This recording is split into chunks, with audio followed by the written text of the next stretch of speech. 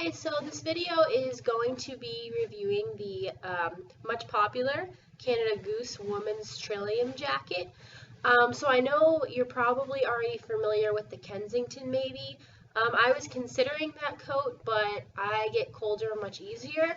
So from watching other reviews and then also reading reviews online, I decided that maybe the Trillium was the best coat for me. So it may look black on my camera right now, but I'm actually wearing the graphite color. So I really wanted the black, but I ordered it through Neiman Marcus, and they only had the graphite. So I got there and I tried it on, and I decided, you know what, I really like this coat. So I decided to do a review on it, because I know some of you are probably really hesitant to spend $700 on a jacket, and I myself was one of those people.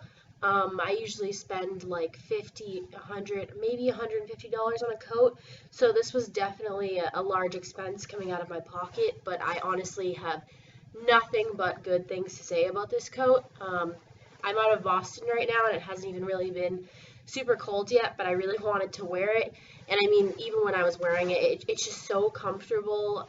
It's really beautiful also. So the reasoning behind the warmth of the jacket, so the inside of the jacket, as you probably already know, is filled with down, so you can't really see on my camera right here, but it feels like I just have a comforter wrapped around me. So it is a little larger and baggier than the other jackets. It's a little bit bulky. But honestly, the Kensington is good if you're just going to be outdoors for a little bit, or if you're constantly going back and forth between like your car, your house, your workplace. But I myself, I like to take the bus and the train and walk a lot, so this jacket is really nice. Another cool feature about it, so the arms right here, sorry, you can't really see this, they actually pull out, so it's kind of like a mitten effect on there on both arms compared to normal jackets. And if you ever don't actually have your gloves with you, there are pockets right in here that are actually fleece lined. So let's say you're walking down the street, you're getting on the train, getting on the bus, you just pop your hands right in there, and it is just beyond comfortable. And right now I'm in my bathroom filming this video, and I'm already starting to sweat right now.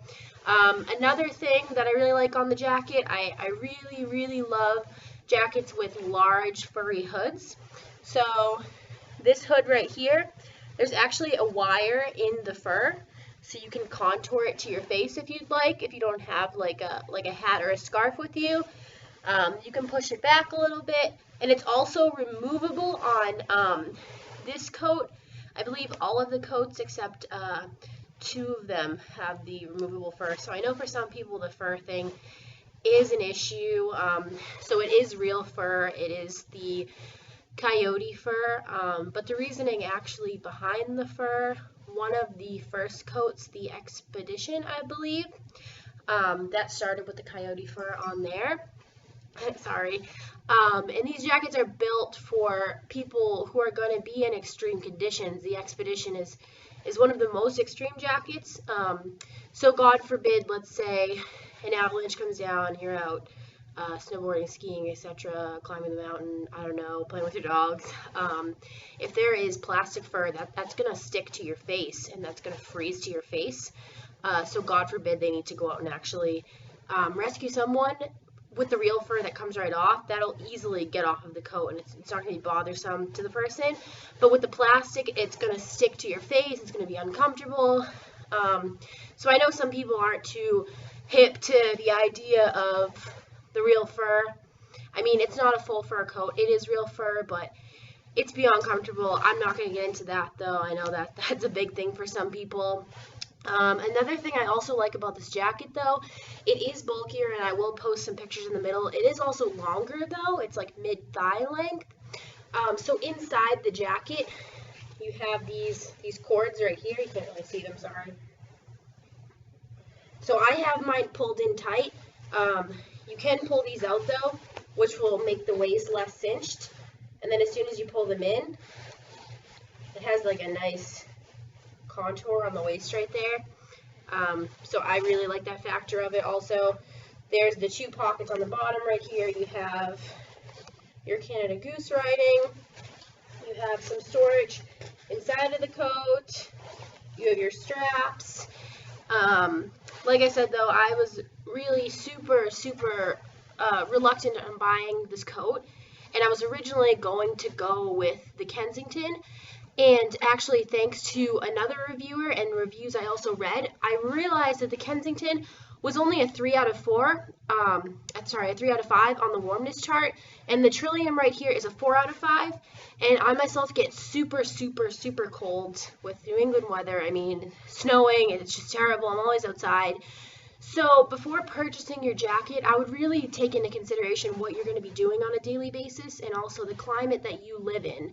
Are you someone that's constantly going in and out of your workplace? Are you always outside? Are you always cold? Do you wear a lot of layers? So I would definitely look into that. On the 4, this is best for -15 to -25 degree weather. So I know it definitely gets pretty cold. I don't know if it's like that on a daily basis here, but I really like the jacket so far. I mean, I am sweating really bad right now, so I'd like to get it off. But I'm totally glad I made the investment. But like I said, I would really just look into the warmness chart and take into consideration what you're going to be doing day to day. But I'm also going to post some in this video about counterfeiting and really how to detect that, and some retailers you can purchase from.